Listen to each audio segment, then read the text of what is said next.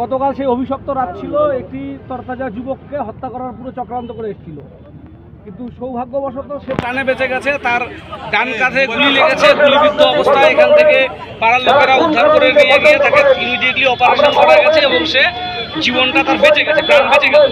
এই যে বিজেপির যে এমএলএ সুকুমার রায়, তিনি যে স্করপিও করে ঘোরেন, সেই গাড়িটাই যে সেই অভিশপ্ত রাতে ব্যবহার করা হবে আমরা স্বপ্নেও ভাবতে পারিনি। যে এলাকার এমএলএ, সে তার গাড়ি করে দুষ্কৃতীরা এসে এখানকার পঞ্চায়েত সমিতির কর্মাধ্যক্ষকে গুলি করে দিচ্ছে।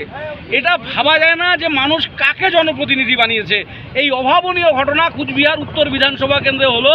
বিজেপির প্রাক্তন জেলা সভাপতি বিধানসভায় দাঁড়িয়ে তৃণমূলের সন্ত্রাসের কথা বলেন, অথচ তিনি তার গাড়ি নিয়ে এখানে পঞ্চায়েত সমিতির কর্মাধ্যক্ষকে গুলি করে বেড়াচ্ছে। তার ছেলে, তার সমস্ত সাথীরা তার গাড়ি ব্যবহার করছে।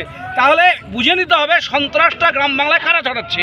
আমরা তবু আমাদের পার্টি কর্মীদের বলবো, প্রত্যেকে শৃঙ্খলাবদ্ধ থেকে আন্দোলন করে তুলুন। কেউ কোনো অন্যায় পথে কেন নিজে ব্যক্তিগত কোনো সিদ্ধান্ত গ্রহণ করবেন না।